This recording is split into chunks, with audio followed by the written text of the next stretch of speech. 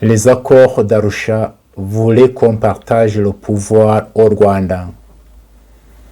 Mais le FPR ne voulait pas le partage. À peine sorti de la forêt, il voulait tout le pouvoir au Rwanda et décida d'abattre l'avion présidentiel. La suite, vous la connaissez. Le génocide rwandais, qui lui permit ainsi d'avoir tout le pouvoir au Rwanda et tous les avoirs des Rwandais. Mais le FPR n'est jamais satisfait. Il décida d'aller prendre le pouvoir au Congo. Il y arriva en marchant sur les corps et dans le sang des Congolais. Dès lors, le FPR posséda tout le pouvoir et tous les avoirs des Congolais. Mais il n'est jamais satisfait. Il voulut annexer les pays limitrophes en tuant ou en faisant tuer leur président. Mais alors, le compte à rebours a commencé pour le FPR, c'est-à-dire du tout au rien, de la capitale à la forêt de départ. Le Congo n'est plus dans les mains du FPR. Les 2 Kivu, qui étaient ses propriétés, sont en train de lui échapper. Le pouvoir au Rwanda est en train de lui échapper. C'est une question de temps. Le compte à rebours a commencé. Le cycle va se refermer. De la forêt, leur case de départ, à la capitale, du rien au tout. Et de la capitale à la forêt, du tout au rien. Le FPR a refusé avec arrogance d'écouter la voix des prophètes. Il va en payer le prix. Il va récolter les fruits très amers. C'est tragique, mais c'est la vie. Soyez bénis et à bientôt. Je me souviens, il y a 25 ans, nous étions réunis dans une ville appelée Detmold en Allemagne. Nous étions des Hutus, des Tutsis et des Européens qui avaient vécu au Rwanda et qui connaissaient bien le pays. Il y avait parmi nous des religieux, des pasteurs, des prêtres et des laïcs. Nous avions passé toute une semaine dans une communion de prière et de partage fraternel. Mais le soir du dernier jour de notre rencontre, nous avons vécu quelque chose d'extraordinaire.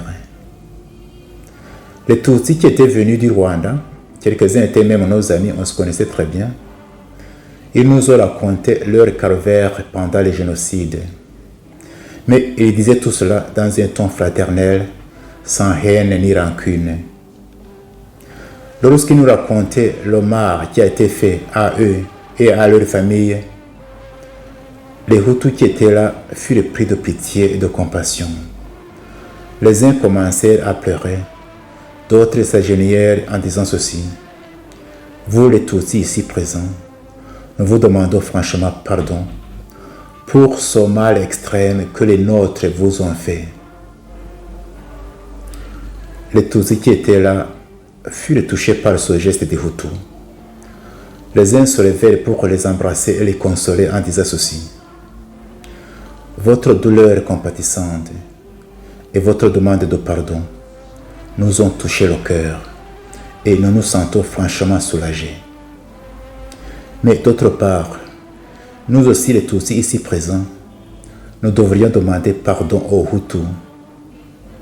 Oui, nous demandons pardon pour les peines et les souffrances que les nôtres ont fait subir aux Hutus tout au long de l'histoire de notre pays.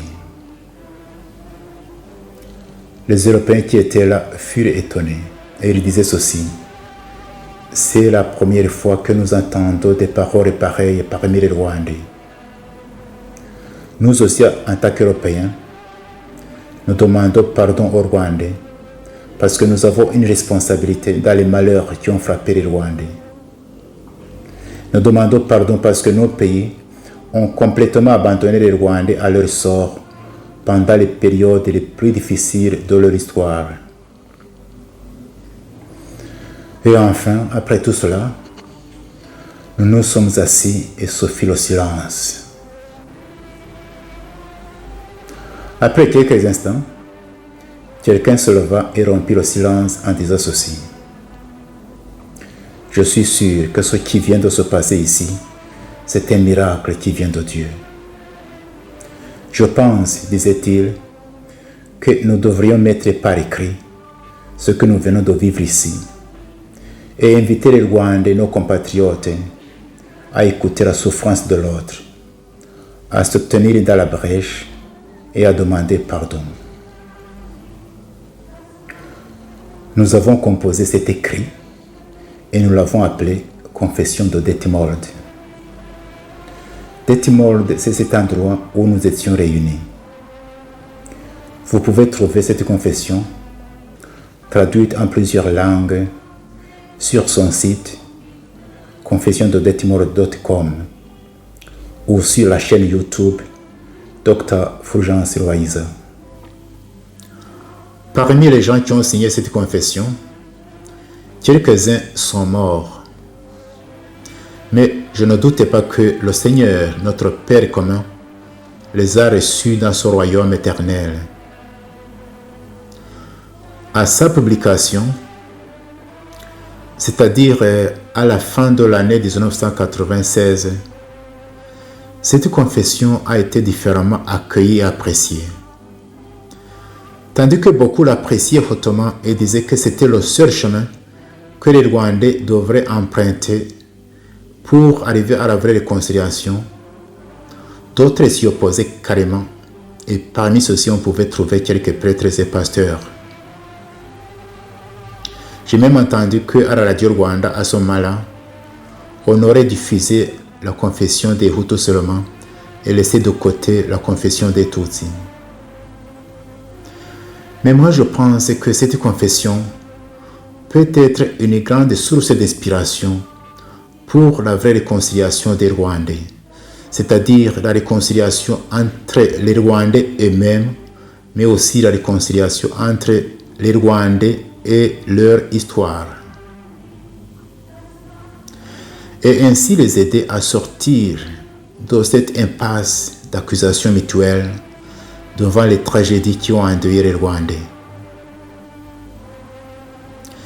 Je conseillerais aussi à ceux qui liront cette confession de ne pas s'attarder inutilement sur sa lettre, mais plutôt sur son esprit. Il y a 3 leçons que nous pouvons tirer de cette confession. La première leçon est celle-ci. N'aie pas peur d'écouter la souffrance de l'autre et de la laisser pénétrer ton cœur. Deuxième leçon. N'aie pas peur d'exprimer tes propres souffrances, tes peines, tes peurs, mais alors sans haine ni rancune. Troisième leçon.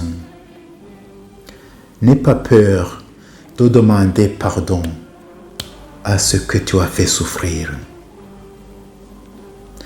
Et si par hasard tu vis avec les victimes dont les bourreaux sont morts, et si d'autre part tu as des liens quelconques, réels ou perçus, proches ou lointains, avec ces bourreaux, n'aie pas peur de te tenir dans la brèche et de demander pardon. Comme ça, d'une façon presque miraculeuse, tu vas soigner beaucoup de blessures des Rwandais, des blessures du présent et du passé. Comme cette année, cette confession va célébrer son 25e anniversaire, je viendrai chaque jour tout au long de cette année sur cette chaîne pour voir voies et moyens de bâtir un Rwanda où il fait beau de vivre pour tous les enfants du Rwanda.